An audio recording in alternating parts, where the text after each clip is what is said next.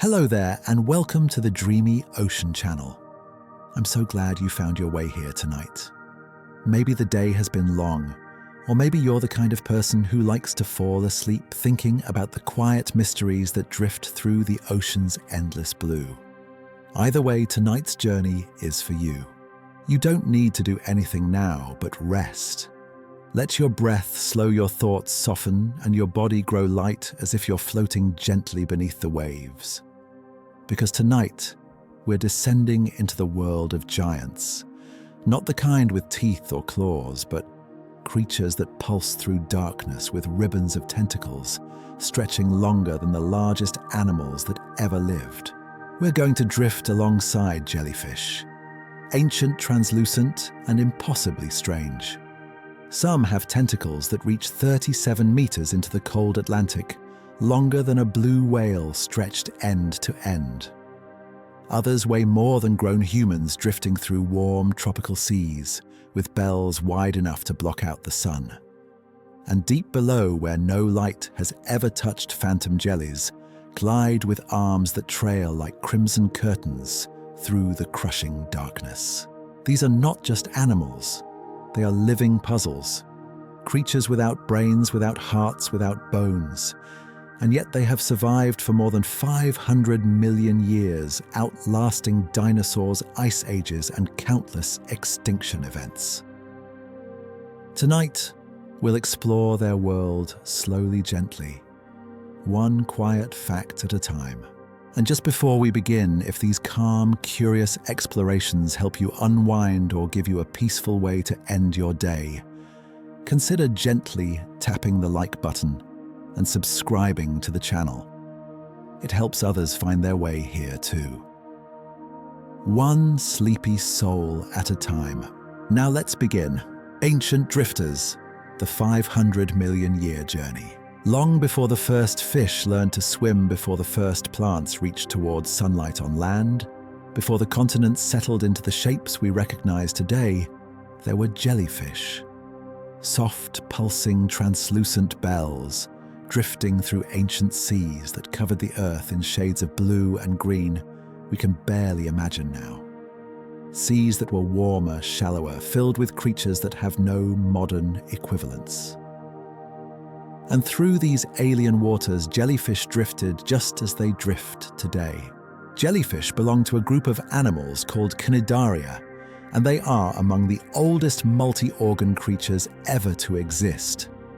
The fossil record tells us they have been here for at least 500 million years, possibly longer.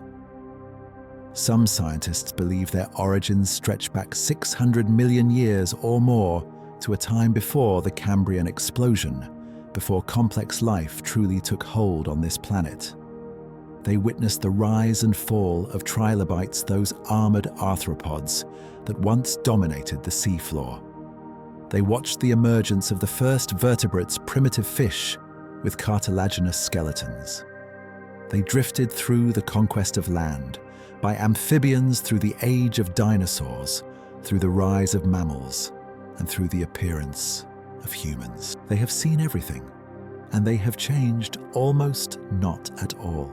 In the Burgess Shale of Canada, high in the Rocky Mountains, where ancient ocean sediments were lifted and folded by tectonic forces, there lies a treasure trove of ancient fossils preserved in exquisite detail. Among them, scientists discovered the remains of jellyfish that lived over 505 million years ago. These fossils, named Burgessa Medusa phasmiformis, show bells about 20 centimeters across, with more than 90 delicate tentacles trailing beneath them. The preservation is so fine, so perfect, that researchers can still see the structure of their bodies, the radial symmetry, the trailing tentacles, the bell-shaped dome. All frozen in stone like pressed flowers from an ocean that vanished eons ago. 182 specimens were found, a remarkable number for creatures made almost entirely of soft tissue. Fossilization requires specific conditions. Bodies must be buried quickly before decomposition or scavengers can destroy them. The sediment must be fine-grained, able to capture tiny details. And the chemistry must be just right, allowing minerals to replace organic material without distorting the shape. For jellyfish with their bodies composed of 95% water, these conditions are almost never met. Most jellyfish that die simply dissolve, leaving nothing behind. But these jellyfish were different. They died in a place where the conditions were perfect, where fine mud settled gently over their bodies and preserved them for hundreds of millions of years. And now, when we split open the rock and peer at the impressions left behind, we see creatures that are instantly recognizable. They are jellyfish. Not ancestors of jellyfish, not proto-jellyfish, but jellyfish nearly identical in form and structure to the creatures that pulse through our oceans today. What is most remarkable about jellyfish is not that they existed so long ago, but that they have changed so little. The basic body plan of a jellyfish, a bell-shaped dome with trailing tentacles and a simple mouth at the center, has remained nearly identical across hundreds of millions of years. Evolution found a design that worked, tested it against every environmental challenge the planet could throw at it, and decided there was no need to improve it. This is a rare thing in nature, an almost unprecedented thing. Most animals evolve dramatically over time, adapting to new environments, new predators, new prey. The horse began as a small, multi-toed creature no larger than a dog and evolved into the large, single-hooved animal we know today. Whales descended from four-legged land mammals and transformed into streamlined ocean giants. Birds evolved from theropod dinosaurs, developing feathers and flight. Evolution is by its nature a process of constant change, but jellyfish occupy a space in the ocean that is vast and unchanging. The open sea does not demand complexity. It demands efficiency, resilience, and the ability to drift with the currents. Jellyfish mastered this long before almost anything else existed. They found their niche, settled into it, and never left. They are made mostly of water. 95% of their bodies are composed of the same substance that surrounds them, which makes them nearly invisible in the ocean. When light passes through a jellyfish, it bends and scatters in ways that make the creature shimmer and vanish. In the deep water where blue wavelengths dominate a jellyfish, can become nearly impossible to see even when it is right in front of you. This invisibility is not camouflage in the traditional sense. It is structural, a result of their composition, a gift of being made almost entirely from the sea itself. They have no rigid structures, no hard parts that would weigh them down or require energy to maintain. Their bodies are soft, flexible, and buoyant. They pulse gently through the water, propelling themselves forward with rhythmic contractions of their bell-shaped bodies. Each pulse is slow, deliberate, economical. They do not waste energy. They do not rush. They simply drift, pulsing when they need to move, resting when they do not. And they do all of this without a brain. Jellyfish have no central nervous system, no control center that processes information and makes decisions. Instead, they have a nerve net, a distributed network of neurons spread throughout their bodies. This nerve net allows them to sense light, detect chemical signals in the water, and respond to touch. But it does not allow for thought memory or planning. A jellyfish moves through the world in a state of pure reaction, responding to stimuli as they arise, drifting with intention, but without awareness. It is hard to imagine what such an existence might feel like. To move without thinking, to hunt without planning, to live for months or even years without ever forming a memory or learning from experience. And yet, jellyfish thrive. They fill every ocean on Earth, from the Arctic to the tropics, from shallow tide pools to the deepest trenches. They have no need for intelligence because their design is perfect for their environment. The oceans they inhabit have changed dramatically over the ages. Continents have drifted apart. Sea levels have risen and fallen. Entire ecosystems have collapsed and reformed. Ice ages have come and gone, covering the polar regions in ice sheets kilometers thick, then melting and releasing that water back into the sea. Asteroids have struck the Earth, filling the atmosphere with dust and plunging the world into darkness. Volcanic eruptions have spewed ash and gases that altered the chemistry of the oceans. And through it all, jellyfish endured. They survived the Great Permian extinction, which occurred roughly 252 million years ago. This event, the most severe extinction in Earth's history, wiped out more than 90% of all marine species and 70% of all land species. The oceans became acidic, oxygen levels plummeted, temperatures swung wildly, and yet when the dust settled and life began to recover, jellyfish were still there. They survived the asteroid impact that ended the age of dinosaurs 66 million years ago. The impact threw debris into the atmosphere, blocking sunlight and cooling the planet. Photosynthesis stopped in many parts of the ocean. Food chains collapsed. 3/4 of all species went extinct. But jellyfish, with their simple bodies and low energy requirements, found a way to survive. They survived changes in ocean chemistry, shifts in temperature, and the rise of countless predators that hunted them with teeth beaks and grasping claws. Fish evolved jaws and began eating jellyfish. Sea turtles developed thick skin and protective membranes over their eyes, allowing them to feast on jellyfish without being stung. Even some species of sea slugs learned to steal the nematocysts from jellyfish tentacles and incorporate them into their own bodies for defense. And still, jellyfish endured. They survived because they are simple, because they are adaptable, and because they do not depend on fragile systems that can break under stress. They do not need a specific temperature range to survive. They do not need a particular type of food. They do not need complex social structures or specialized habitats.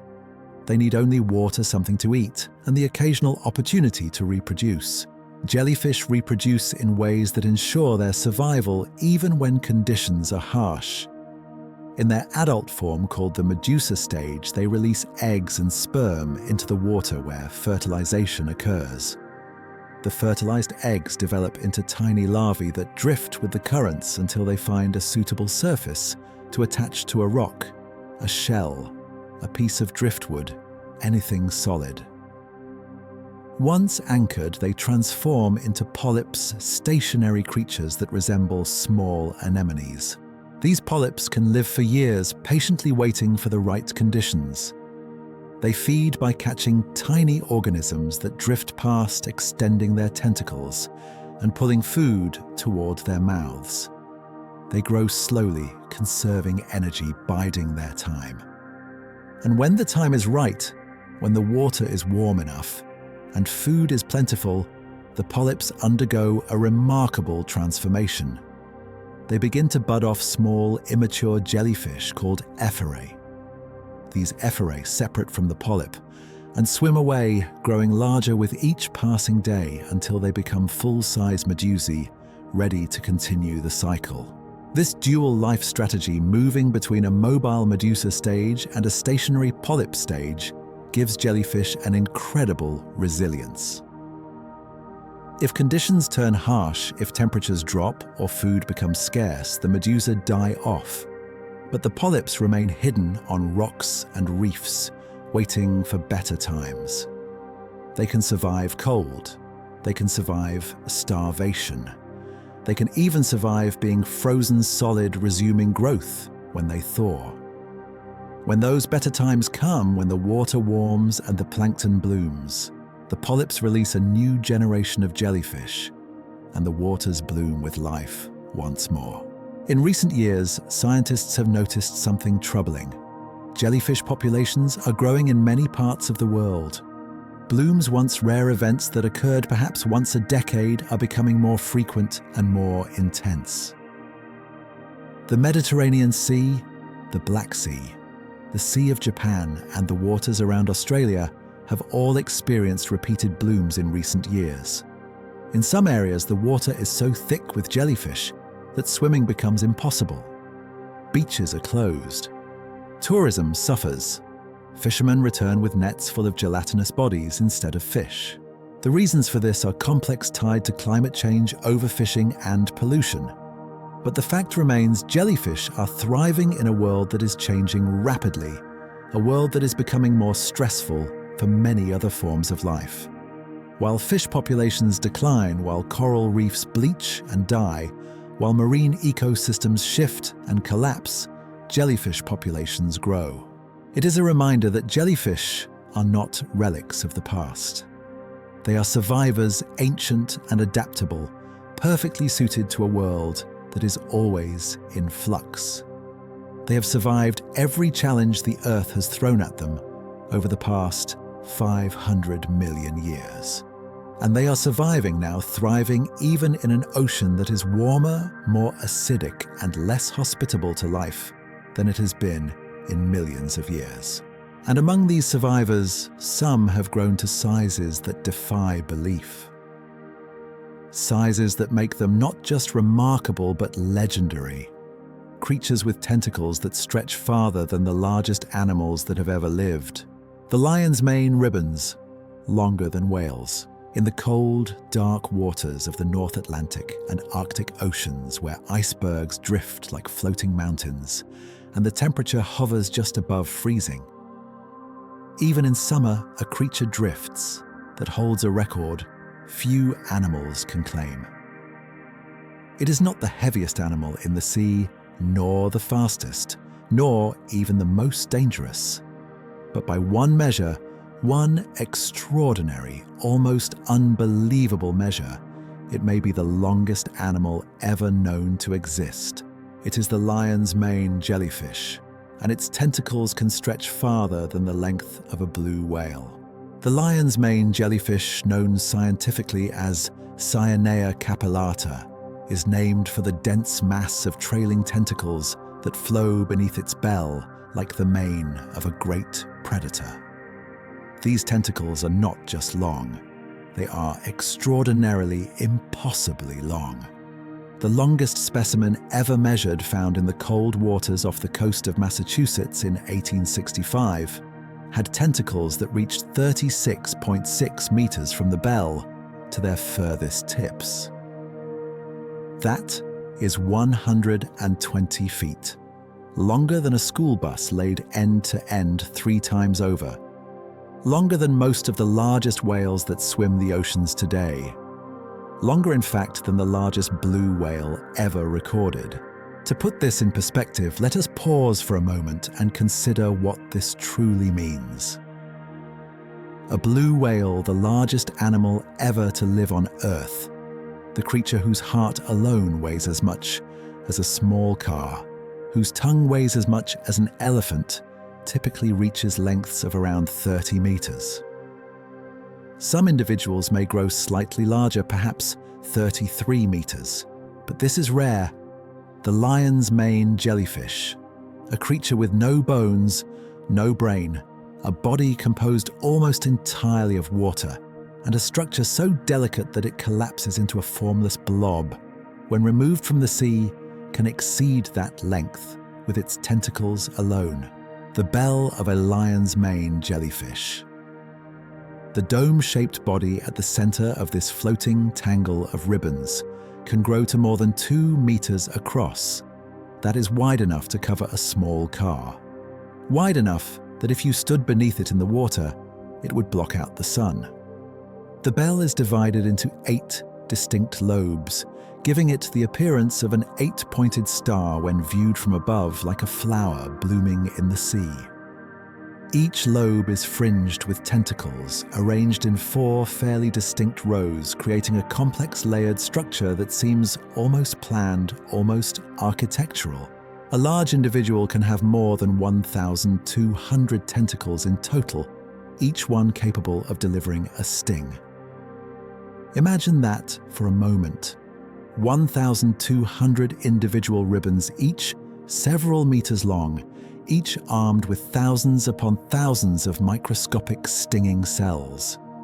The tentacles do not trail passively behind the jellyfish like streamers on a balloon. They spread outward and downward, forming a vast, invisible net that can span dozens of meters in every direction. Anything that swims into this net, any small fish or plankton, or even another jellyfish, becomes entangled. And once entangled, escape is nearly impossible. The color of a lion's mane jellyfish changes as it grows, a visible marker of its age and size. Young individuals are pale, almost translucent, with a faint orange or tan hue that makes them difficult to see in the water. They look almost ghostly, shimmering in the light, barely there. As they age and grow larger, their color deepens, shifting to rich reds, purples and deep crimsons. The largest specimens, those found in the coldest waters far to the north, are often a dark blood-red color that makes them appear almost otherworldly as they pulse through the twilight depths. Some are so dark they appear almost black, like shadows moving through the water. These jellyfish are found primarily in the cold waters of the North Atlantic, the North Pacific, and the Arctic Ocean. They prefer cooler temperatures, and their size is directly related to the latitude at which they live. This is a pattern seen in many marine species, a phenomenon called Bergmann's rule, where individuals living in colder climates tend to be larger than those living in warmer regions. Jellyfish in warmer southern waters tend to be smaller, with bells only 50 centimeters across and tentacles measuring just a few meters. But in the frigid waters near the Arctic Circle, they grow enormous, developing the massive bells and impossibly long tentacles that have earned them their place in the record books. Scientists believe this size difference is related to metabolism and food availability. In cold water, metabolic rates slow down. Jellyfish do not need to eat as much, and they can devote more energy to growth. Cold water also tends to be richer in nutrients, with abundant populations of plankton and small fish. This combination of slow metabolism and abundant food creates ideal conditions for growth, allowing lion's mane jellyfish to reach sizes that would be impossible in warmer seas.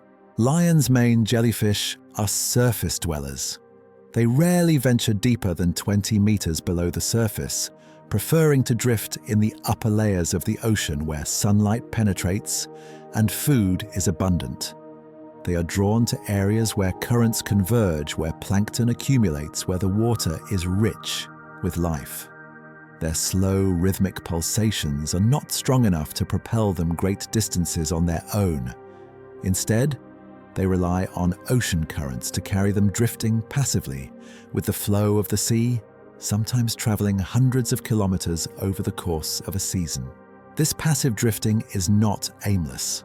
Lion's mane jellyfish are predators, efficient and patient hunters. Their long tentacles are hunting tools carefully designed by millions of years of evolution.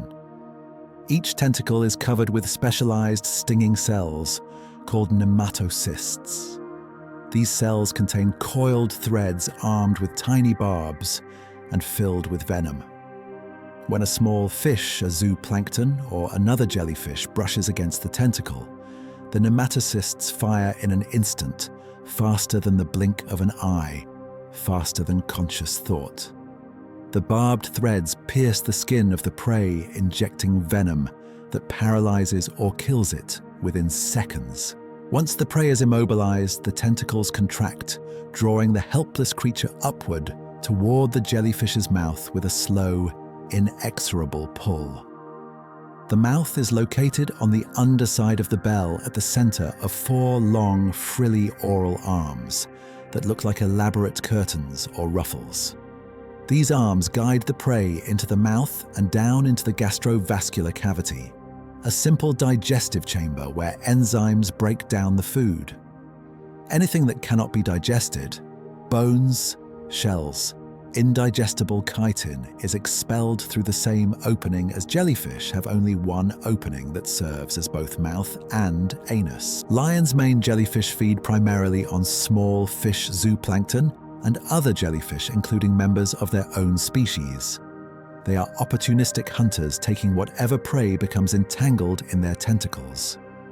Despite their size, they are not aggressive. They do not chase their prey. They do not hunt actively or deliberately. They simply drift, trailing their tentacles like invisible nets, waiting for something to swim into the trap. It is a strategy of pure patience, of letting the ocean bring food to them rather than expending energy to find it. For most creatures in the ocean, this is a deadly encounter. For humans, however, a sting from a lion's mane jellyfish is rarely life-threatening. The venom is painful, yes, intensely painful in some cases, and it can cause redness, swelling, and a burning sensation that lasts for hours or even days. In some cases, the pain radiates from the sting site, spreading up the limbs and causing muscle cramps, nausea, dizziness, and a general feeling of weakness. This cluster of symptoms has been called lion's mane syndrome, though it is not a formal medical diagnosis and varies widely from person to person. The danger increases when someone is stung over large areas of their body, particularly by the inner tentacles, which are shorter but more densely packed with nematocysts. In such cases, the amount of venom delivered can be significant, leading to systemic effects. The venom contains neurotoxins that disrupt nerve signals, causing pain and muscle spasms. It also contains hemolytic compounds that break down blood cells and cytotoxic proteins that damage tissue. Medical attention is recommended for severe stings, especially if the person shows signs of an allergic reaction, difficulty breathing, chest pain, or loss of consciousness. There have been instances where swimmers unaware of a lion's mane jellyfish drifting nearby have swum directly into the mass of tentacles. The initial sensation is strange, like swimming into warmer, slightly fizzy water, a tingling sensation that spreads across the skin. But within moments, the pain begins sharp and burning, like being lashed with nettles or stung by a swarm of wasps. The tentacles stick to the skin, and pulling at them only causes more nematocysts to fire. Panic can set in quickly. In deep water far from shore, this panic can lead to drowning as the swimmer thrashes and struggles, exhausting themselves in their desperation to escape. In July of 2010, a stark reminder of the power of these jellyfish occurred on Wallace Sands State Beach in New Hampshire. The remains of a single lion's mane jellyfish washed up on shore, its body broken apart by the waves, its tentacles scattered across the sand and floating in the shallows like pale ribbons. Over the course of the day, around 150 beachgoers were stung by the fragments. Even in death, even torn apart and lifeless, the nematocysts retained their ability to fire. Children playing in the surf came running from the water, crying and clutching at their legs. Adults waded in and emerged with angry red welts across their arms and torsos. The beach was temporarily closed while crews worked to remove the remains. The life cycle of a lion's mane jellyfish is short, lasting only about 1 year. They are born as tiny larvae, no larger than grains of sand, drifting invisibly through the water. They settle as polyps on rocks or shells, growing slowly through the winter. In spring, they bud off as effery miniature versions of their adult forms and grow rapidly through the summer, feeding voraciously on the abundance of plankton and small fish. For most of that year, they drift feed and grow their bodies, swelling larger with each passing week. Then, as summer turns to autumn and the water begins to cool, they reach sexual maturity. They release their eggs and sperm into the sea, mingling with the eggs and sperm of other jellyfish, creating a cloud of potential life. The adults die, sinking slowly into the depths or washing ashore to decompose on beaches. But the cycle continues as new larvae settle, and new polyps wait for their turn to bloom. The lion's mane jellyfish is a reminder that size in nature is not always about teeth and muscle and aggressive hunting. Sometimes it is about patience, about drifting with the currents, letting the ocean do the work, about casting a net so wide and so long that something eventually will always wander into it. And in the cold, dark waters of the Arctic, where few other predators can survive the frigid temperatures and the long, sunless winters, the lion's mane reigns as one of the ocean's most quietly magnificent hunters. Silent, graceful, deadly, and impossibly beautifully long, living without thinking. The anatomy of giants. It is difficult to imagine life without a brain, without thoughts, without memories, without the ability to plan or reflect or wonder about the future. And yet, this is the reality for every jellyfish that drifts through the ocean. They are animals, yes. Living, breathing, hunting, reproducing creatures with complex behaviors and sophisticated hunting strategies. But they do not think. They do not remember where they have been or what they have done. They do not learn from their experiences. They simply exist moment to moment, responding to the world around them in ways that are automatic and instinctive, guided entirely by reflexes wired into their bodies.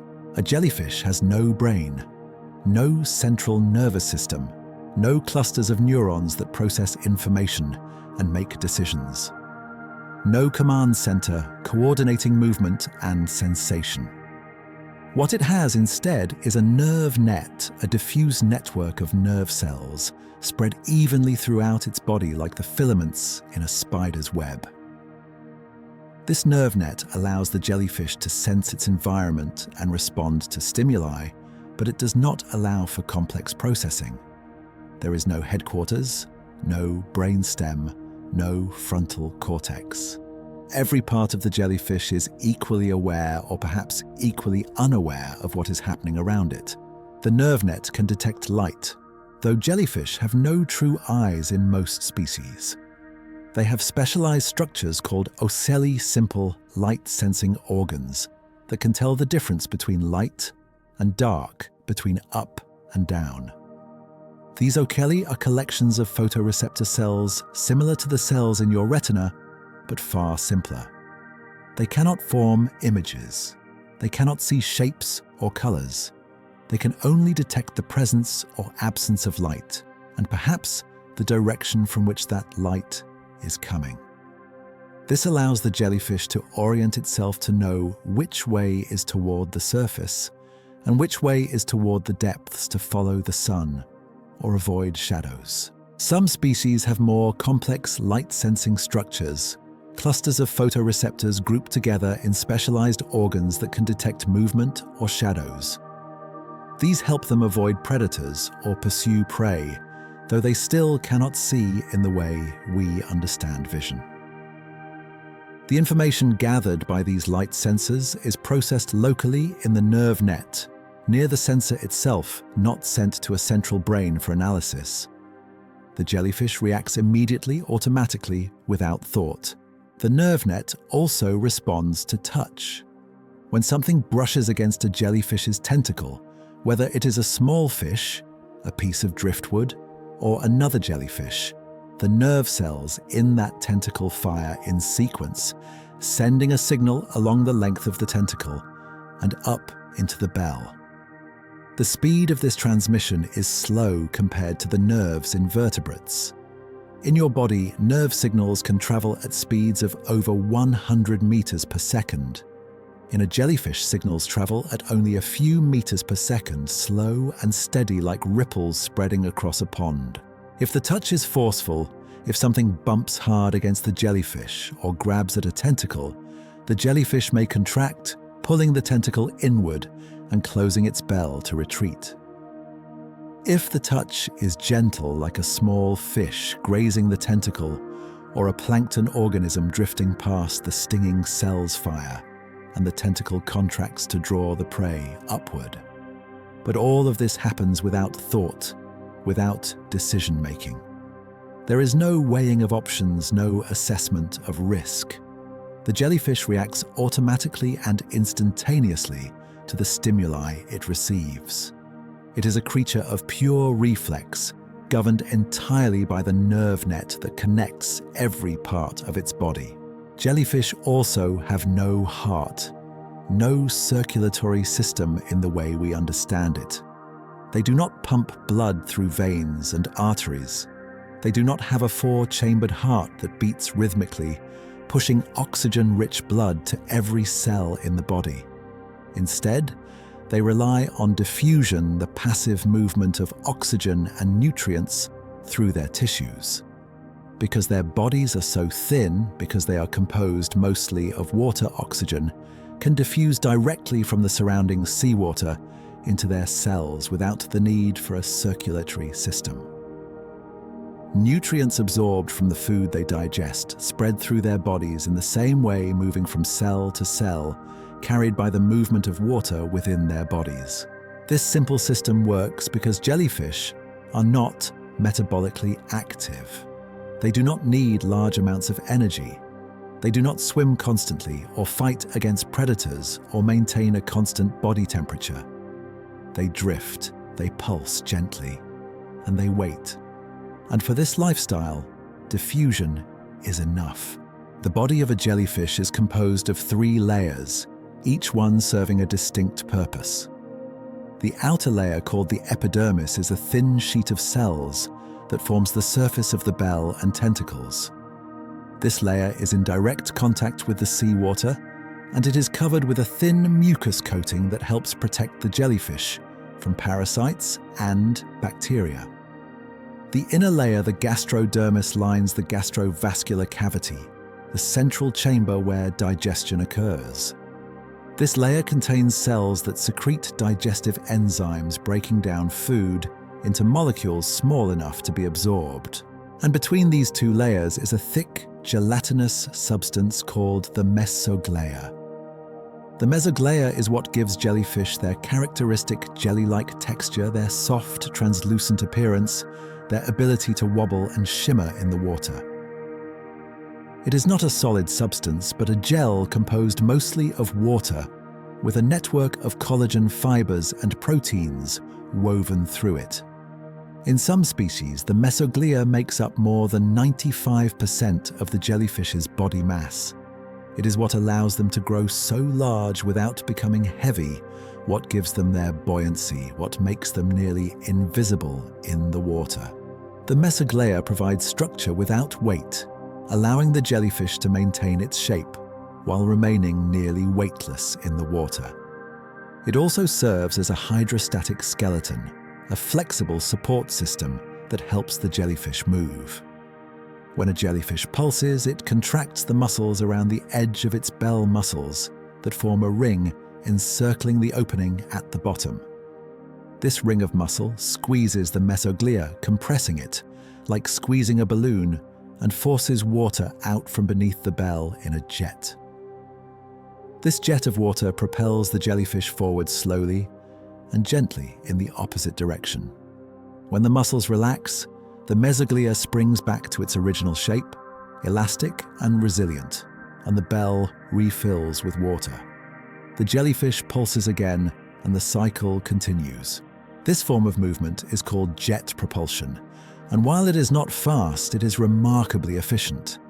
A jellyfish can pulse for hours, days, even weeks, without tiring, moving steadily through the water, with a rhythm as regular as a heartbeat. And unlike animals with muscles and bones, animals that fatigue and need to rest, jellyfish, do not suffer from muscle exhaustion. Their muscles are simple, composed of just a few layers of cells. Their energy demands are low, their movements economical, and their bodies are designed to move with minimal effort. Jellyfish have no blood, and yet they have something that flows through their bodies in a way that resembles circulation. Within the gastrovascular cavity, fluid moves in currents pushed by the pulsing of the bell and the beating of tiny hair-like structures called cilia that line the gastrodermis. These cilia beat in coordinated waves, creating a flow that carries nutrients from the digestive process to the farthest reaches of the jellyfish's body, out to the tips of the tentacles, up to the top of the bell. The same currents carry waste products back toward the mouth for expulsion. It is a crude system compared to the complex circulatory networks of vertebrates, with their hearts and arteries and capillaries, their precise control over blood flow and oxygen delivery. But it works. And in the ocean, where simplicity is often an advantage, where complexity can be a liability, it works very well. Jellyfish also have no bones, no rigid structures to hold them up or give them shape or anchor their muscles. Their bodies are soft, flexible, and utterly dependent on the water around them for support. On land, a jellyfish is a collapsed, formless blob, its bell sagging like a deflated balloon, its tentacles tangled and useless, its structure gone. It cannot move. It cannot breathe. It simply sits slowly, drying out its cells, dying, as the water evaporates from its tissues. But in water, it is transformed. Buoyancy lifts it, supporting its weight and allowing it to move with grace and fluidity.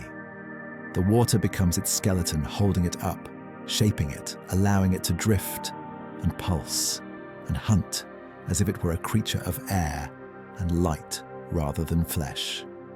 The mesoglia, compressed and released, acts as a spring, storing energy and releasing it with each pulse. The tentacles, no longer dragged down by gravity, spread wide, forming a net that can span dozens of meters. And yet, despite all this simplicity, despite the absence of organs that we consider essential for life, jellyfish are remarkably successful. They are found in every ocean on Earth, from the surface to depths of several thousand meters. They thrive in tropical waters and polar seas, in coastal shallows, and open ocean, in lagoons and estuaries, and even in a few freshwater lakes. They have adapted to life in some of the harshest environments, imaginable places where few other creatures can survive. Deep sea trenches, hypoxic dead zones, Arctic waters, acidic bays. Their success lies in their simplicity. They do not need complex organs to process information or pump blood. They do not need bones to hold them up or lungs to breathe. They do not need to think to plan or to remember. They simply drift, pulse, and sting. And that, in the vast, unchanging ocean, is enough. More than enough. It is a design so successful, so perfectly suited to its environment, that it has remained essentially unchanged for 500 million years. In a world that often celebrates complexity, that values intelligence and adaptability and the ability to solve problems, jellyfish offer a different lesson. They show us that sometimes the simplest designs are the most enduring. That sometimes survival is not about being the smartest or the strongest or the fastest, but about being perfectly suited to the world you inhabit. And for jellyfish, that world is the ocean, vast and unchanging, where they have drifted for 500 million years, and where they will likely drift for millions of years to come, pulsing gently through the blue, brainless and boneless, and impossibly beautifully alive. The invisible harpoon. How jellyfish sting. The tentacles of a jellyfish appear delicate, almost fragile, like something that would tear at the slightest touch. They drift through the water like ribbons of silk, translucent and ethereal, catching the light in ways that make them shimmer and glow. Beautiful, mesmerizing, and utterly deadly. Because hidden within each tentacle, invisible to the naked eye, is an arsenal of microscopic weapons. Millions upon millions of them. Each one a tiny, spring-loaded harpoon ready to fire at the slightest touch. These weapons are called nematocysts, and they are among the most sophisticated, most perfectly designed stinging structures in the natural world. They are unique to jellyfish, and their relatives, the corals, anemones, and hydrozoans that make up the phylum Cnidaria. No other animals possess anything quite like them, and their design, refined over hundreds of millions of years of evolution, is a masterpiece of biological engineering. A nematocyst is a specialized cell, a stinging cell found embedded in the outer layer of a jellyfish's tentacles. Within each cell is a capsule, a tiny pressurized chamber, no larger than a grain of pollen, sometimes even smaller. This capsule is filled with fluid under immense pressure that builds as the cell matures, creating tension that is held in check only by the capsule's strong walls and a trapdoor mechanism at one end. Inside the capsule is a coiled thread, thin as a strand of spider silk, sometimes even thinner. This thread is not simple. It is armed with barbs, tiny hooks like the thorns on a rose stem arranged in spirals along its length. In some species, the barbs are straight and sharp, designed to pierce tough skin or scales. In others, they are curved, designed to grip and hold. And woven throughout the thread is venom, a complex mixture of proteins and peptides that can paralyze, kill, or cause excruciating pain depending on the species and the dose. When the tentacle touches something, when a fish brushes against it, or a swimmer's leg grazes its surface, or a piece of drifting plankton makes contact, a trigger is activated. This trigger can be mechanical, responding to pressure or vibration, like a touch sensor, or it can be chemical, responding to specific molecules in the water molecules released by prey, or predator signatures that tell the jellyfish what kind of organism it has encountered. Once activated, the nematocyst fires, and when it fires, it does so with a speed that defies comprehension.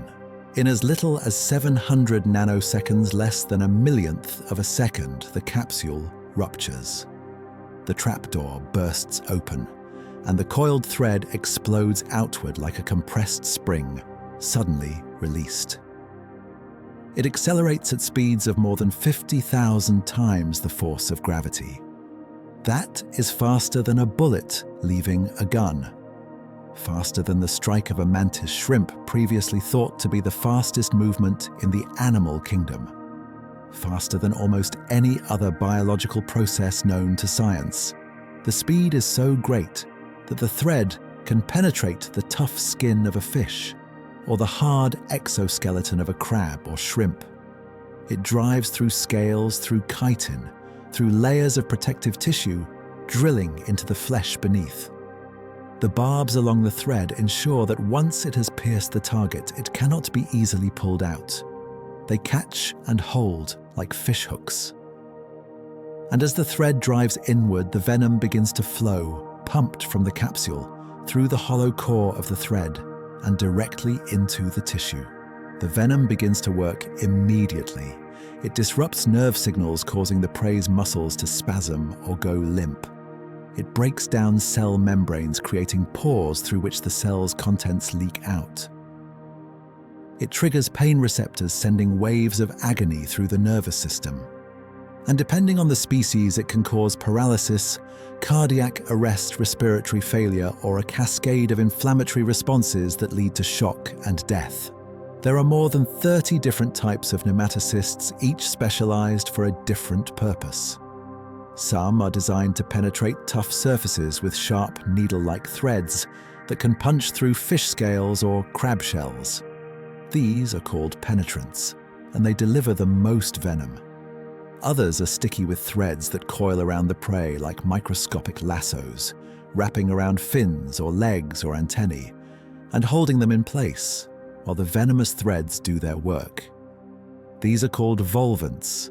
Still others release venom without piercing the skin at all, spreading toxins across the surface of the target through contact alone. These are called glutinants. For most jellyfish, the venom is relatively mild by comparison to the deadliest species. It causes pain, irritation, and swelling, but it is not life-threatening to humans unless there is an allergic reaction. The lion's mane jellyfish, for all its size and the impressive length of its tentacles, delivers a sting that is painful but rarely dangerous to humans. The venom causes burning, itching redness and sometimes muscle cramps. In severe cases, when someone has been stung across large areas of their body, it can cause nausea, dizziness, headache, and a general feeling of weakness that can last for hours or even days. The pain comes from the venom's effect on nerve cells. The toxins in the venom disrupt the normal flow of electrical signals, causing the nerves to fire, repeatedly sending continuous waves of pain through the affected area. The sensation has been described variously as burning, stinging, throbbing, or aching. Some people compare it to being stung by nettles or fire ants. Others describe it as feeling like they've been lashed with a whip or brushed against hot coals. The pain intensity varies depending on how many nematocysts fired, how deeply they penetrated, and how sensitive the individual is to the venom. The pain typically begins within seconds of the sting and can spread from the initial contact point to nearby areas radiating up the limb or across the torso. This spread is caused by the venom moving through the tissues carried by blood flow and lymphatic drainage. In some cases, people experience what is called lion's mane syndrome, though this is not an official medical term.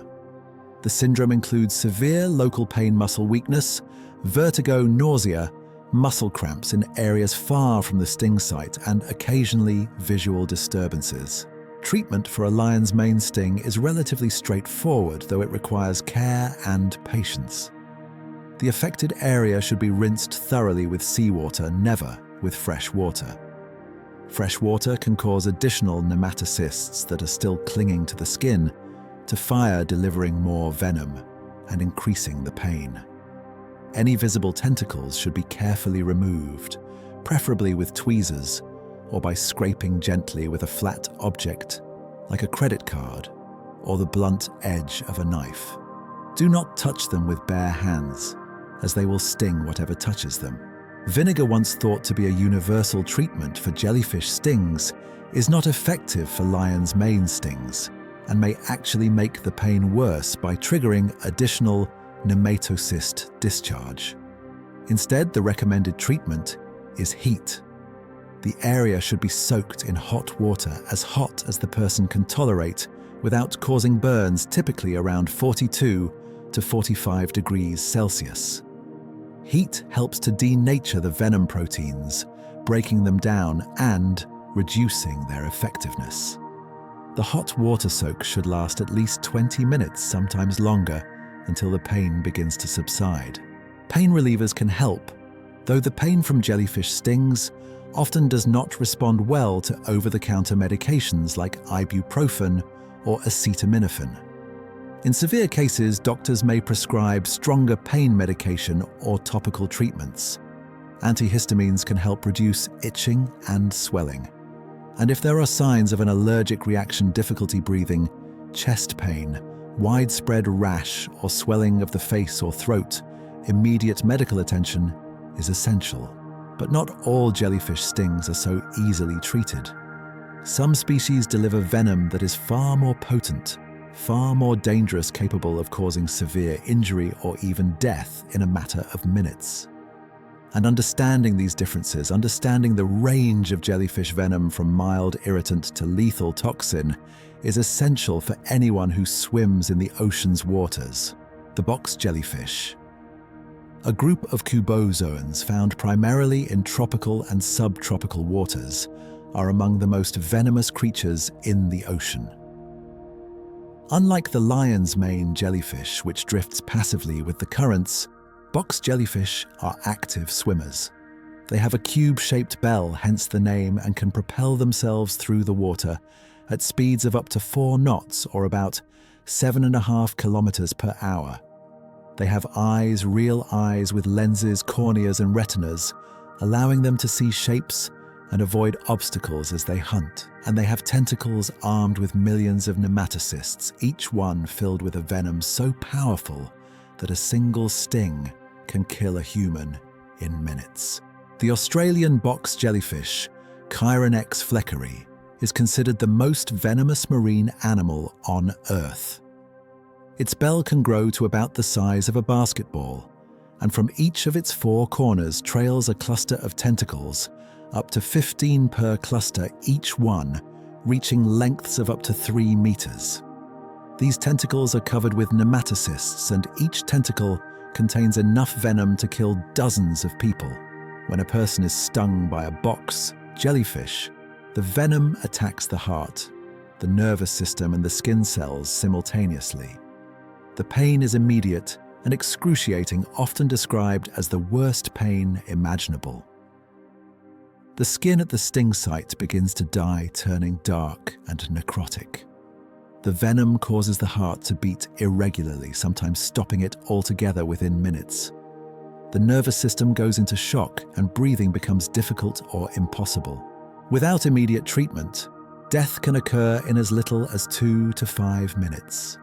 And even with treatment, survivors often suffer from severe scarring, chronic pain, and psychological trauma from the experience. Box jellyfish stings are responsible for more deaths each year than shark attacks, crocodile attacks, and venomous snake bites combined in the regions where they are found. In Australia alone, at least 79 deaths have been recorded since 1883. In the Philippines, where box jellyfish are also common, an estimated 20 to 40 people die each year from stings. The venom works by creating pores in cell membranes, causing cells to leak their contents and die. This process affects all types of cells, from skin cells to nerve cells to heart muscle cells. The toxins also trigger the release of massive amounts of histamine and other inflammatory chemicals, leading to a cascade of effects that resemble severe allergic reactions or septic shock. For years, scientists struggled to develop effective treatments for box jellyfish stings. Traditional remedies like applying urine or meat tenderizer are completely ineffective and can make the situation worse. The application of vinegar, however, has been shown to prevent unfired nematocysts from discharging, though it does not neutralize venom that has already been injected. In recent years, researchers have made significant progress. In 2019, a team of scientists from the University of Sydney discovered a compound that can block the action of box jellyfish venom in mice. The compound, which works by preventing the venom from creating pores in cell membranes, has the potential to be developed into an antidote that could save lives. An antivenom has also been developed and is available in hospitals in regions where box jellyfish are common, though it must be administered quickly to be effective. Not all box jellyfish are deadly.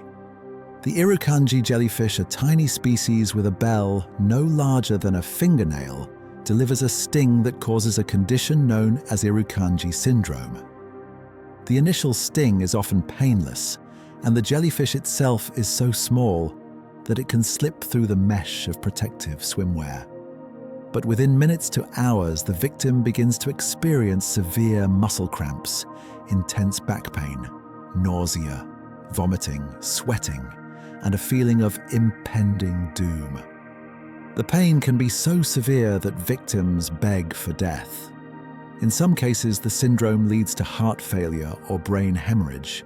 Irukandji syndrome is difficult to treat because the jellyfish itself is rarely seen, and the symptoms can be mistaken for other conditions. The pain is often resistant to opiates, and victims may require high doses of pain medication sedation and intensive care for several days before the symptoms subside. The fact that creatures so small, so delicate, can wield such power is both fascinating and terrifying. Nematocysts are not just stinging cells. They are precision instruments evolved over hundreds of millions of years to deliver venom with speed, accuracy, and deadly efficiency.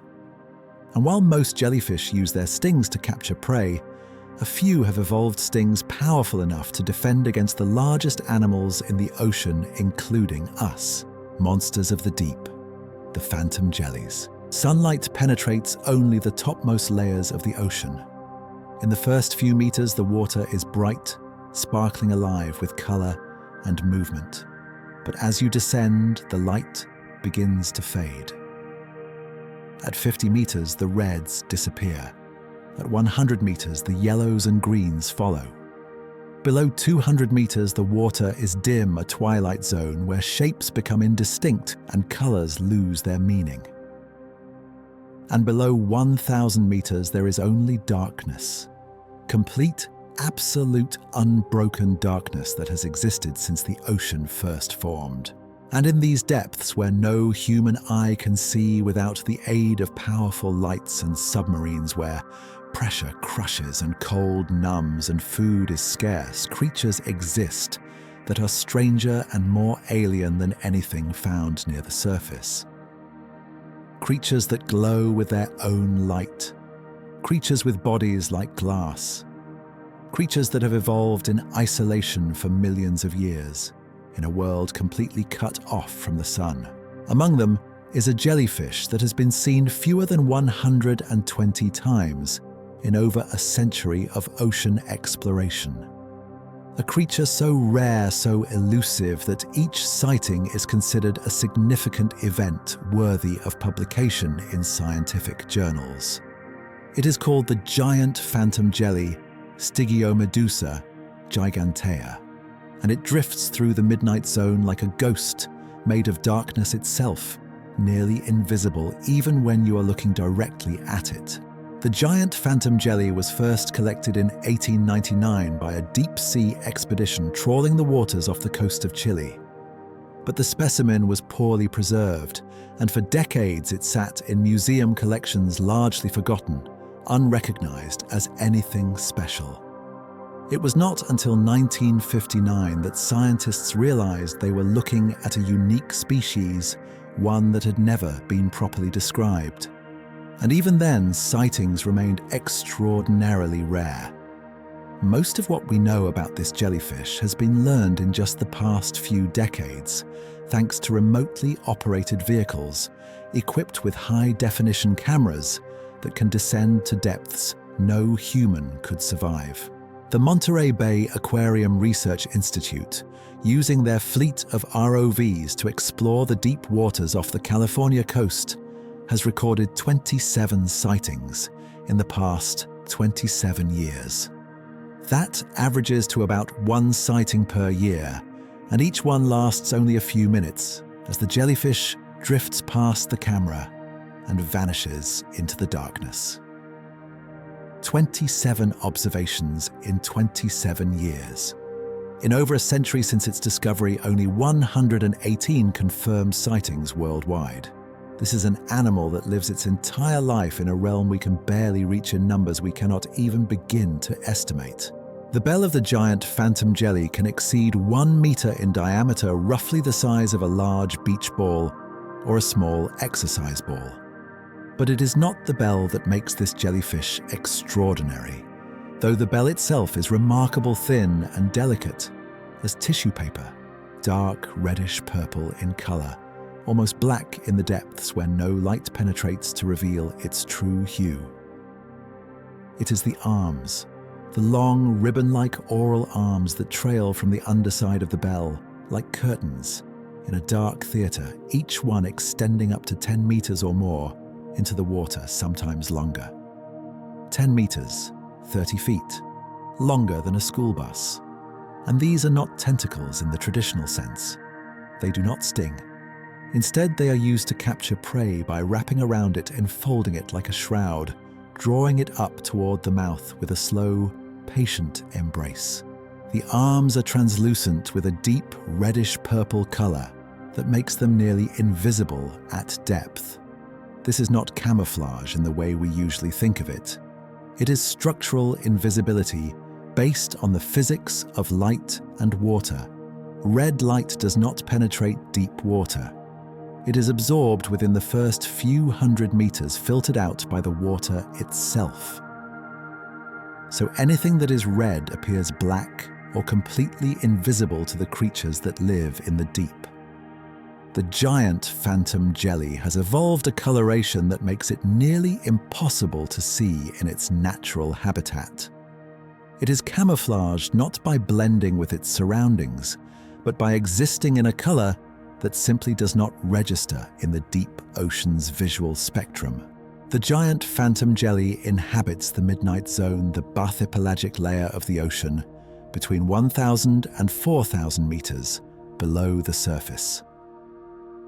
In this zone, the pressure is immense, more than 100 times greater than at the surface, sometimes reaching levels of over 40,000 kilopascals.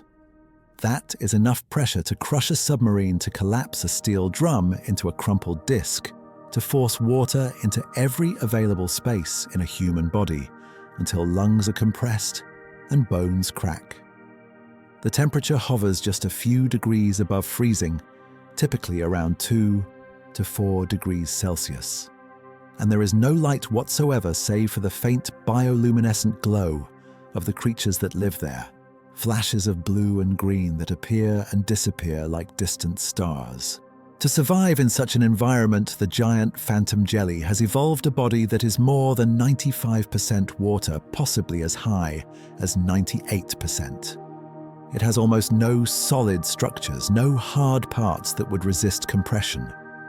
Its bell is thin and flexible, capable of withstanding the crushing pressure without collapsing, flexing, and deforming as needed. Its arms are long and delicate, able to sense the faintest vibrations in the water, detecting the movement of prey or predators from meters away. And its metabolism is incredibly slow, allowing it to survive on the scarce food that drifts down from the upper layers of the ocean or that lives permanently in the deep. Food in the midnight zone is rare. Unlike the surface waters where photosynthesis creates a constant supply of energy, the deep sea is largely dependent on marine snow, the slow, steady rain of dead organisms and fecal matter that falls from above. This marine snow provides nutrients, but it is not abundant. Creatures in the deep must be efficient, opportunistic, capable of going long periods without eating. The giant Phantom Jelly, with its long arms spread wide, acts as a passive net, drifting through the water and waiting for something to touch those arms. When prey makes contact, the arms wrap around it slowly, gently, inexorably, and draw it upward to the mouth. One of the most remarkable aspects of the giant Phantom Jelly is its relationship with another deep-sea creature. A small fish, the pelagic brotula Thalassobathia pelagica, has been observed multiple times sheltering inside the bell of the jellyfish, using it as a mobile refuge from predators. The fish swims among the arms and beneath the bell, protected from larger predators by the jellyfish's size and possibly by chemical defenses or stinging cells around the mouth. In return, the fish may help the jellyfish by luring other prey closer, acting as live bait that attracts curious fish or squid. Or it may simply benefit from the partnership without offering anything in return, a commensal relationship, where one species benefits and the other is unaffected. This is not the only giant jellyfish found in the deep sea. Another species, the big red jellyfish, Tiburonia granrojo, also inhabits the midnight zone and has been observed at depths exceeding 1,500 meters. It has a bell that can reach over 1 meter in diameter and thick, fleshy arms that dangle beneath it like the tentacles of an octopus. Unlike most jellyfish, the big red has no tentacles at all, relying entirely on its arms to capture prey. It is a deep crimson color invisible in the depths, and it moves slowly through the water with deliberate, powerful pulses of its bell.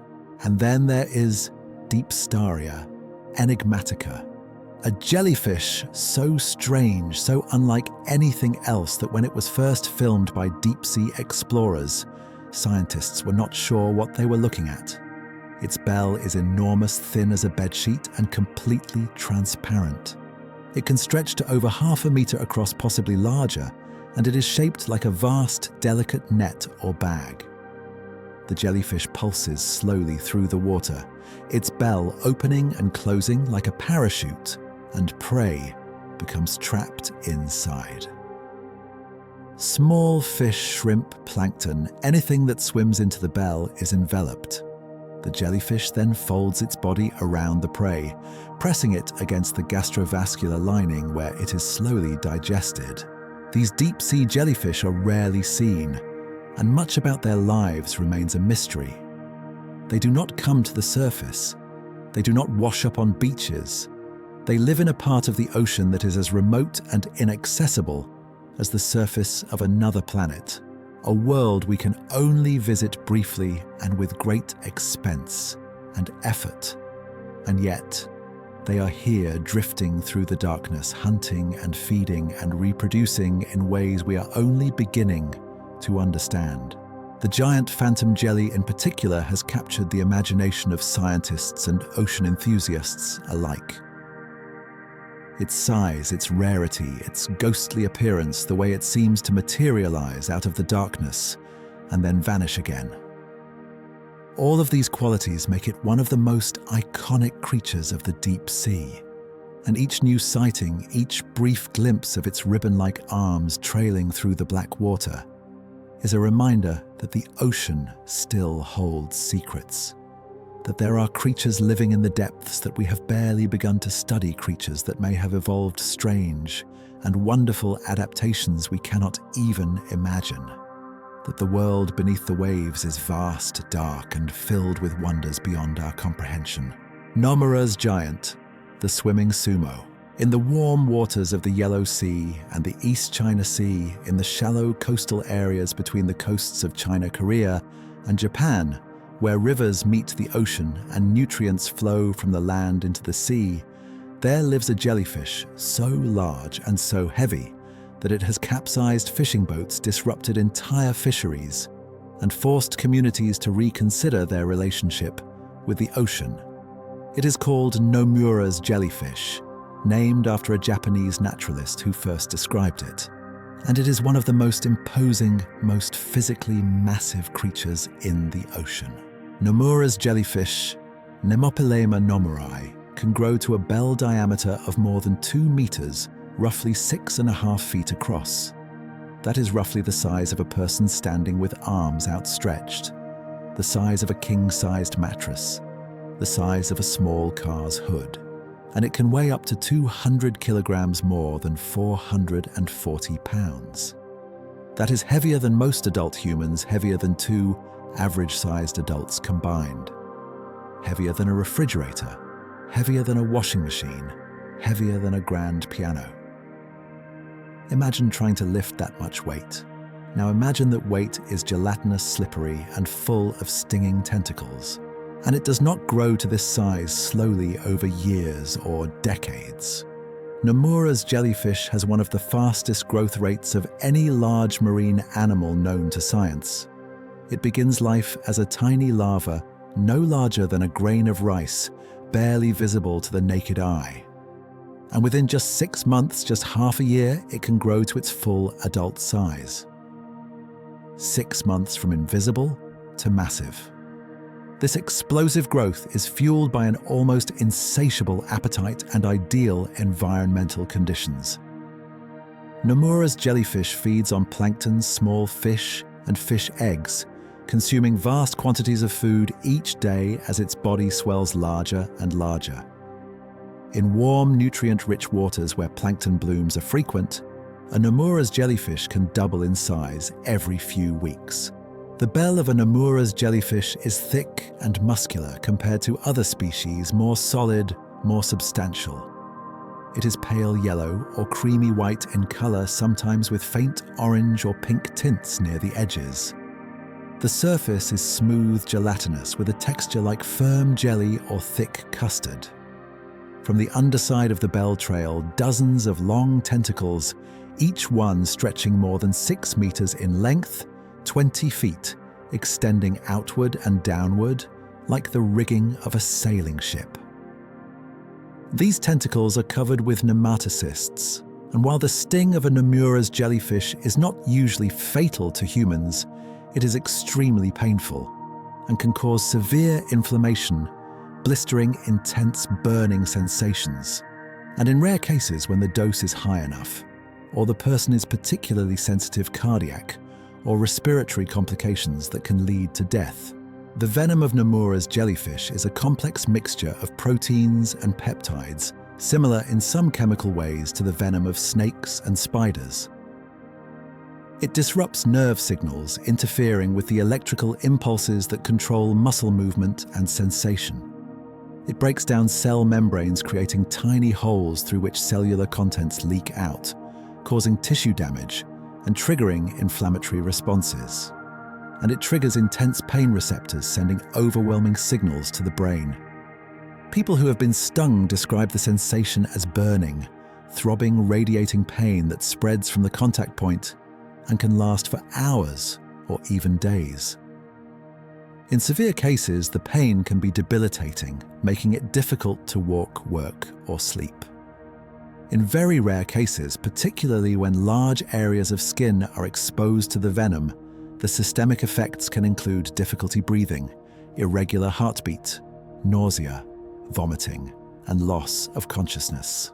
But it is not the sting of Nomura's jellyfish that has caused the most trouble for the people of Japan, Korea, and China. It is the sheer number of them, the overwhelming abundance that appears with alarming regularity now. In recent years, massive blooms of Nomura's jellyfish have appeared in the waters around Japan, with a frequency that has shocked scientists and devastated fishermen. These blooms can involve hundreds of millions of jellyfish, possibly even billions, filling the sea so densely in some areas that the water becomes more jellyfish than seawater. A churning, pulsing mass of gelatinous bodies that extends for kilometers in every direction. In some reports, fishermen describe seeing the ocean surface completely covered with jellyfish, packed so tightly that boats have difficulty moving through the water. In 2007, a single bloom was estimated to contain over 500 million individual jellyfish, each one weighing dozens or hundreds of kilograms. These blooms wreak absolute havoc on local fisheries. When jellyfish are caught in fishing nets along with fish, their weight and volume can overwhelm the equipment. Nets designed to hold a few tons of fish suddenly contain 10 tons, 20 tons, sometimes more, mostly jellyfish. The weight is too much. Nets tear, cables snap, winches strain and fail. And even if the net doesn't break, hauling it in becomes impossible, and the fishermen are forced to cut the net and lose both the catch and expensive equipment. In 2009, a tragedy occurred that highlighted the very real danger these jellyfish pose. A 10-ton fishing trawler named Diasun Shinshomaru was working off the coast of Japan, hauling in nets as it had done countless times before. But this time, the nets came up full of Nomura's jellyfish. Hundreds of them, possibly thousands. The weight was immense. The crew struggled to bring the net aboard the boat, listing to one side as the massive load pulled it down. And then suddenly the boat capsized, flipping over and dumping all 3 crew members into the water. They managed to swim to safety, clinging to debris and calling for help. They survived. But the boat did not. It sank, taking with it the nets, the equipment, and the livelihood of the men who had relied on it. This was not an isolated incident. Smaller capsizings and near misses occur every season. Boats damaged, equipment lost, fishermen injured, and the economic impact continues to mount. The economic toll of Nomura's jellyfish on Japanese fisheries is staggering and multifaceted. Fishermen report catching more jellyfish than fish in many areas during bloom years. And the jellyfish often damage the fish that are caught, crushing them with their weight, stinging them until they die and begin to decompose, or simply making them unmarketable because they smell of jellyfish mucus, or are tangled with stinging tentacles. The cost of repairing or replacing torn nets runs into the thousands of dollars per boat. The loss of income from ruined catches means fishermen cannot pay their bills, support their families, or maintain their boats. The time spent clearing jellyfish from equipment, often spending hours cutting through gelatinous masses to free propellers or clean nets, is time not spent fishing. All of these losses add up to millions upon millions of dollars in damages each year, year after year, with no end in sight. But the question that haunts scientists and communities alike is this: why are these blooms happening now with such intensity and frequency? Nomura's jellyfish have always existed in the waters of East Asia. Historical records mention occasional blooms going back centuries.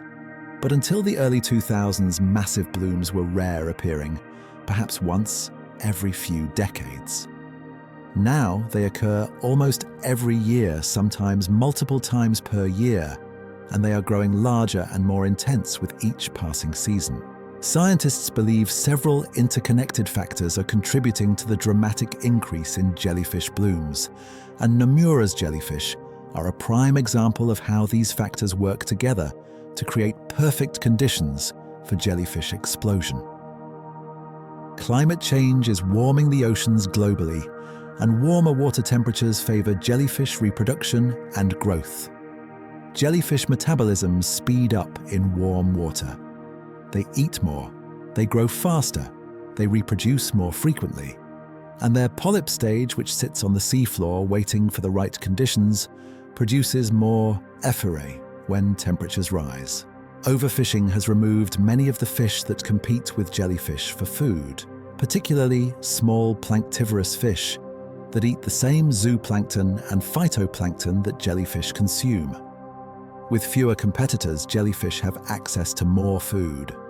Overfishing has also removed many of the predators that feed on jellyfish, such as large tuna swordfish and sea turtles. Sea turtles in particular are specialized jellyfish predators with thick skin and protective membranes that allow them to eat jellyfish without being harmed.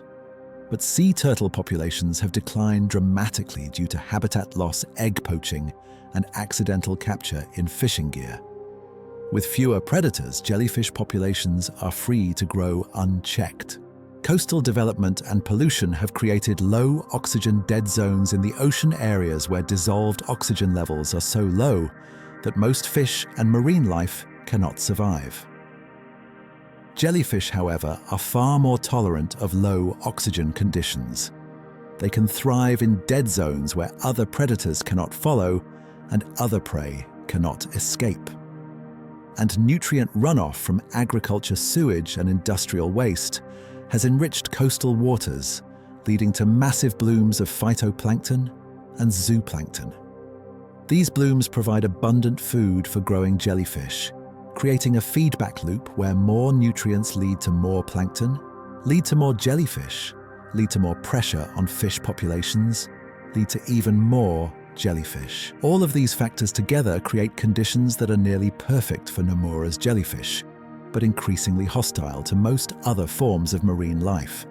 And as the oceans continue to change, as temperatures rise and ecosystems shift and human impacts intensify, jellyfish populations are likely to grow even larger, causing even more disruption. But not all is doom and gloom. In recent years, researchers have begun exploring potential uses for Nomura's jellyfish, turning a problem into an opportunity. In Japan, chefs have experimented with jellyfish as a food source creating dishes like jellyfish, sashimi, jellyfish salad, and even jellyfish ice cream. The texture is described as crunchy and slightly chewy, with a mild, slightly salty flavor. While it is not likely to replace more traditional seafood, it offers an alternative use for the millions of jellyfish that are caught each year. Scientists have also discovered that jellyfish are rich in collagen, a protein used in cosmetics, medical treatments, and food supplements. Extracting collagen from jellyfish could provide a sustainable source of this valuable material, reducing the need to harvest it from other animals. And researchers are exploring the use of jellyfish in agriculture, where they could be processed into fertilizer or animal feed. Nomura's jellyfish may be a nuisance, but they are also a reminder that the ocean is changing, that the actions we take on land, the carbon we release into the atmosphere, the chemicals we pour into rivers, and the fish we pull from the sea all have consequences.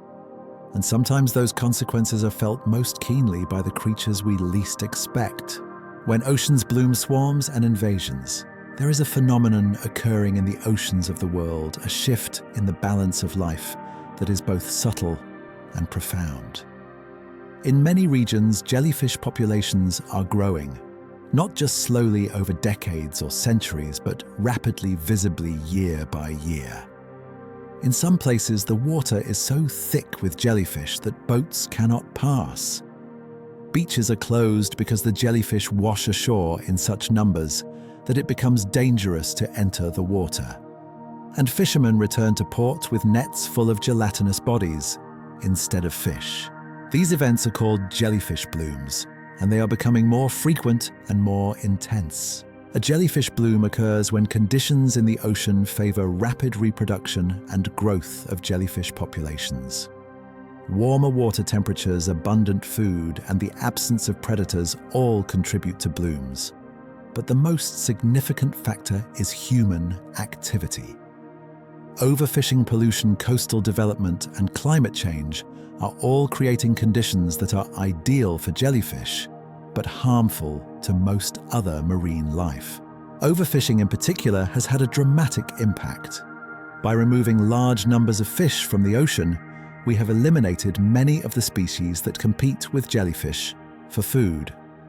We have also removed many of the predators that feed on jellyfish, such as sea turtles, tuna, and swordfish. With fewer competitors and fewer predators, jellyfish populations are free to grow unchecked. Pollution also plays a role. Nutrient runoff from agriculture sewage and industrial waste enriches coastal waters, leading to blooms of phytoplankton and zooplankton. These blooms provide abundant food for jellyfish, allowing them to grow rapidly and reproduce in large numbers. At the same time, the excess nutrients can create dead zones areas of the ocean where oxygen levels are so low that most fish and other marine animals cannot survive. Jellyfish, however, are far more tolerant of low oxygen levels and can thrive in these dead zones, giving them a competitive advantage over other species. Climate change is perhaps the most significant driver of jellyfish blooms. As the oceans warm, jellyfish reproduction and growth rates increase. Warmer water also favors the jellyfish life cycle, allowing polyps to produce more ephirae and allowing those ephirae to grow into mature medusae more quickly. In some regions, warming waters have extended the jellyfish season, giving them more time to feed, grow, and reproduce before winter arrives. The consequences of these blooms are far-reaching. Jellyfish consume enormous quantities of plankton fish eggs and larvae, disrupting the food web and reducing the populations of commercially important fish species. In some areas, jellyfish have become so abundant that they have essentially replaced fish as the dominant predators in the ecosystem, a shift that scientists call a jellyfish-dominated regime. These blooms also have direct economic impacts. Fishing industries suffer when nets are clogged with jellyfish, when fish catches are contaminated, and when jellyfish damage equipment. Tourism suffers when beaches are overrun with jellyfish and swimming becomes dangerous. And power plants and desalination facilities suffer when jellyfish are sucked into cooling systems, clogging intakes and causing shutdowns. In 2006, a massive jellyfish bloom in the Irish Sea forced the shutdown of a nuclear power plant in Scotland after jellyfish clogged the cooling system. In 2013, a bloom in Sweden caused similar problems at a nuclear facility there. These incidents highlight the vulnerability of critical infrastructure to jellyfish invasions and the need for better monitoring and prevention systems. There have also been blooms so large and so dense that they have been visible from space.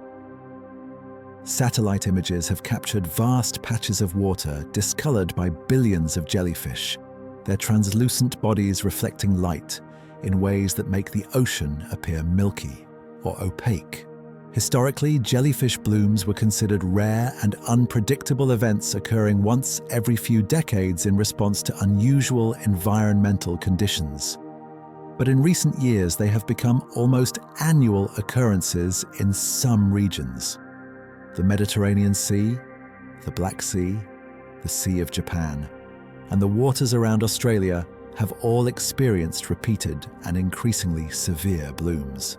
Scientists are divided on whether these blooms represent a permanent shift in ocean ecosystems or a temporary fluctuation that will eventually stabilize. Some believe that jellyfish populations are responding to short-term changes in climate and ocean conditions, and that their numbers will decline as conditions return to normal. Others believe that the changes we are seeing are part of a long-term trend driven by human activity that will continue to favor jellyfish over other forms of marine life. What is clear is that jellyfish are resilient, adaptable, and capable of thriving in conditions that are stressful or even deadly to other species. They are opportunists taking advantage of the changes we are making to the ocean and flourishing in ways that few other creatures can match. And as long as the conditions that favor their growth continue, jellyfish blooms are likely to become an increasingly common feature of our oceans. But jellyfish blooms are not entirely without benefit.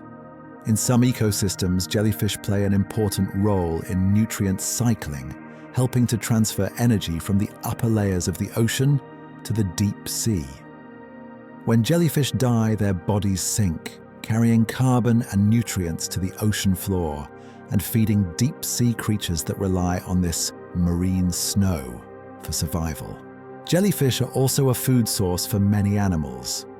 Sea turtles in particular are highly specialized jellyfish predators with thick skin and protective membranes over their eyes that allow them to eat jellyfish without being stung. Leatherback sea turtles can consume their own body weight in jellyfish each day, making them one of the most important natural controls on jellyfish populations. Unfortunately, sea turtle populations have declined dramatically in recent decades due to habitat loss pollution and accidental capture in fishing gear, further reducing the pressure on jellyfish populations.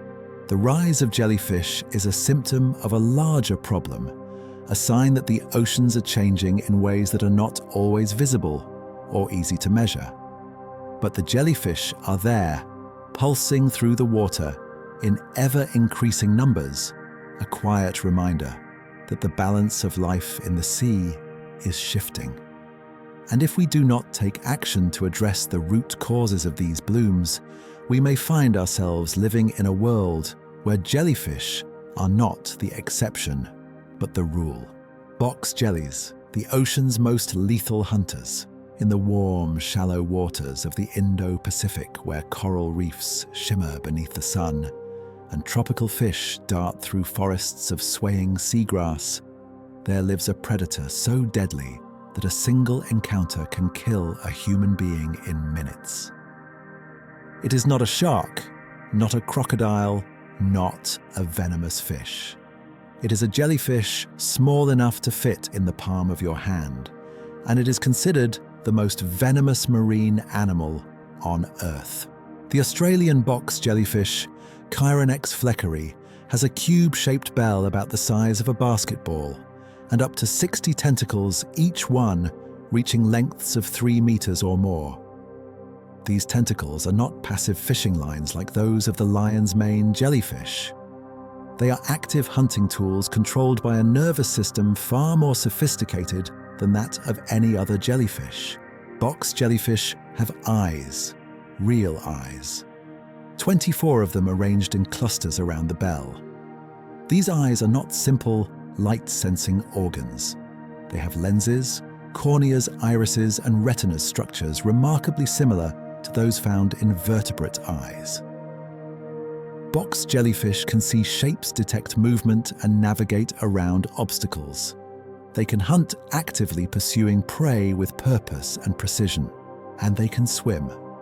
Unlike most jellyfish, which drift passively with the currents, box jellyfish are powerful swimmers capable of reaching speeds of up to 4 knots, or about 7.5 kilometers per hour. They dart through the water chasing fish and shrimp, their tentacles trailing behind them like deadly ribbons.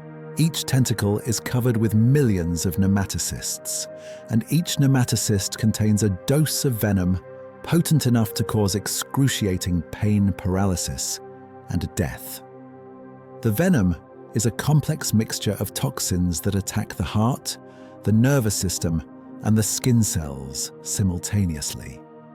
It causes the heart to beat irregularly, sometimes stopping it altogether. It disrupts nerve signals, causing muscles to contract uncontrollably. And it destroys skin cells, leaving behind necrotic tissue that blackens and dies. The pain from a box jellyfish sting is immediate and overwhelming. Victims describe it as the worst pain they have ever experienced, worse than childbirth, worse than broken bones, worse than anything they can imagine. The pain radiates from the sting site, spreading through the body in waves. Victims often go into shock, their hearts racing, their breathing rapid and shallow. Without treatment, death can occur in as little as 2 to 5 minutes. Since 1883, at least 79 deaths have been recorded in Australia from box jellyfish stings, though the true number is likely much higher.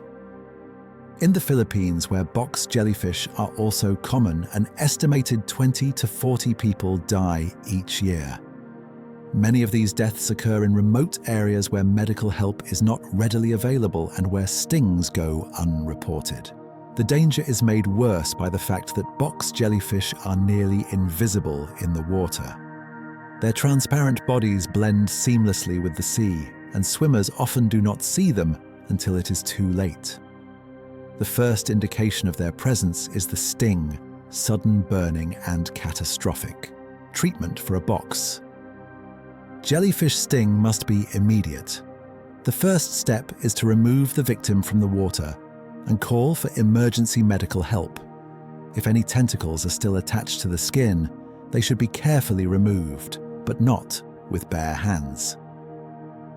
Vinegar should be applied to the affected area to prevent any unfired nematocysts from discharging. This does not neutralize the venom already injected, but it can prevent additional venom from being delivered. The pain is often so severe that victims require high doses of opiates or sedation. In severe cases, life support may be necessary to maintain breathing and heart function until the venom is metabolized and the body can recover. An antivenom has been developed and is available in hospitals in regions where box jellyfish are common, but it must be administered quickly, ideally within minutes of the sting, to be effective. In 2019, a breakthrough occurred. Researchers at the University of Sydney discovered a compound that can block the action of box jellyfish venom in laboratory mice. The compound works by preventing the venom from creating pores in cell membranes, one of the primary mechanisms by which the venom causes damage. This discovery offers hope for the development of an effective treatment that could save lives in the future. But box jellyfish are not the only cubozoans that pose a danger to humans. There is another species much smaller and even harder to see that causes a condition so severe it has been given its own name, Irukandji syndrome. The Irukandji jellyfish is tiny with a bell no larger than a fingernail and tentacles only a few centimeters long. It is so small that it can slip through the mesh of protective stinger suits, the full-body swimwear worn by swimmers in areas where box jellyfish are common. And its sting initially is barely noticeable, a mild tingling sensation easily dismissed.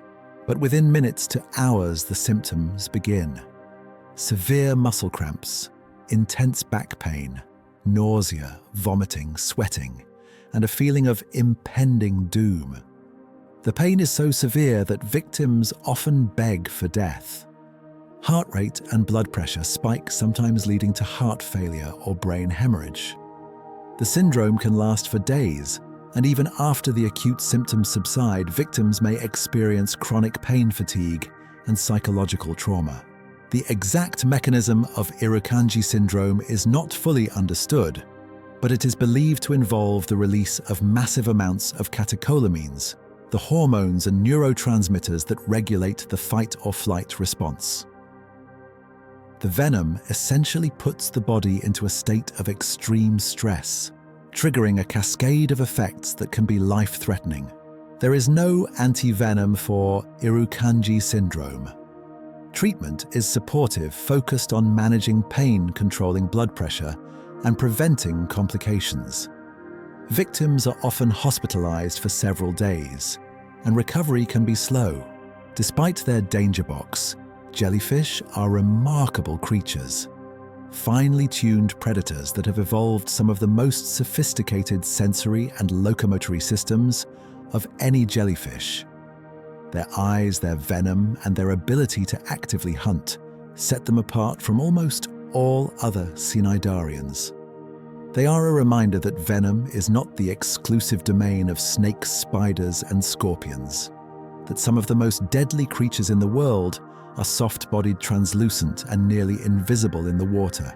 And they are a reminder that the ocean, for all its beauty and wonder, is also a place of danger.